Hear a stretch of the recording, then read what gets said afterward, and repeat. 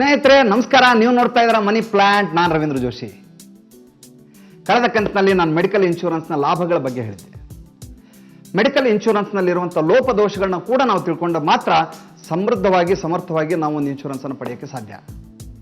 Medical ಇನ್ಶೂರೆನ್ಸ್ನ ಲೋಪಗಳು ಅನ್ನಲ್ಲ, ಕಾಯ್ದೆಗಳು ಏನು ಅಂತ ಹೇಳಿದರೆ, ನೀವು ಇನ್ಶೂರೆನ್ಸ್ ಪಡೆದ ಸಂದರ್ಭದಲ್ಲಿ 365 ದಿನಗಳಲ್ಲಿ ಕೇವಲ 18 ದಿನಗಳ ಮಾತ್ರ ಇನ್ಪೇಷಂಟ್ ಆಗಿ ನೀವು ಬೆನಿಫಿಟ್ ಅನ್ನು ಪಡೆಯಲಿಕ್ಕೆ ಸಾಧ್ಯ. ಆಲ್ ದ 365 ಡೇಸ್ ನೀವು ಆಸ್ಪತ್ರೆಯಲ್ಲಿ ಅಡ್ಮಿಟ್ ಆದರೆ ನಿಮಗೆ ಇನ್ಶೂರೆನ್ಸ್ ಕಂಪ್ನಿ ದುಡ್ಡನ್ನು ಕೊಡಲ್ಲ. ನಂಬರ್ 2, ನಿಮಗೆ ಬರುವ ಎಲ್ಲ ಕಾಯಿಲೆಗಳಿಗೂ 100% ಮೆಡಿಕಲ್ ವೆಚ್ಚವನ್ನು ಅವರು ಭರಿಸಲ್ಲ. ಕೆಲವು ಕಾಯಿಲೆಗಳಿಗೆ ಮಾತ್ರ 100% ವೆಚ್ಚ ಭರಿಸ್ತಾರೆ ವಿನಃ ಎಲ್ಲ ಕಾಯಿಲೆಗಳಿಗೂ ಆ ಸೌಲಭ್ಯ ಇರೋದಿಲ್ಲ.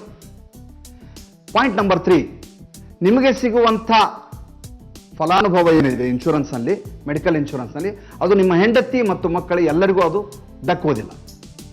ಕೆಲವು ರೋಗಗಳಿಗೆ 100% ವೆಚ್ಚವನ್ನು ಕೊಟ್ಟರೆ, ಇನ್ನು ಕೆಲವು ರೋಗಗಳಿಗೆ 40ರಿಂದ 60% ಮಾತ್ರ ವೆಚ್ಚವನ್ನು ಭರಿಸ್ತಾರೆ ವಿನಃ ಸಂಪೂರ್ಣ ವೆಚ್ಚವನ್ನು ಭರಿಸೋದಿಲ್ಲ. ಜೊತೆಗೆ 1 ವರ್ಷದಲ್ಲಿ 1 ಸರ್ಜರಿಗೆ ಮಾತ್ರ ಅವರು ನಿಮಗೆ ವೆಚ್ಚವನ್ನು ಭರಿಸ್ತಾರೆ ವಿನಃ ಅದೇ ಸರ್ಜರಿಯನ್ನು ಮತ್ತೊಂದು ಸಾರಿ ಮಾಡಿಸಿದಾಗ ನಿಮಗೆ ಆ ವೆಚ್ಚವನ್ನು ಇನ್ಶೂರೆನ್ಸ್ ಕಂಪ್ನಿ ಕೊಡಲ್ಲ. ಫಾರ್ ಎಕ್ಸಾಂಪಲ್, ನೀವು ಕಣ್ಣಿನ ಶಸ್ತ್ರಚಿಕಿತ್ಸೆಯನ್ನು ಮಾಡಿಸಿದ್ದೀರಿ. ಈ ವರ್ಷ ನೀವು ಮಾಡಿಸುವಂಥ ರೆಟಿನಾ ಸರ್ಜರಿ ಮತ್ತೆ 6 ತಿಂಗಳ ನಂತರ ಮತ್ತೊಂದು ಸಲ ಮಾಡಿಸುವಂಥ ಸಂದರ್ಭ ಬಂದರೆ ಇನ್ಶೂರೆನ್ಸ್ ಕಂಪನಿ ಆ ಬೆನಿಫಿಟನ್ನು ಕೊಡೋದಿಲ್ಲ.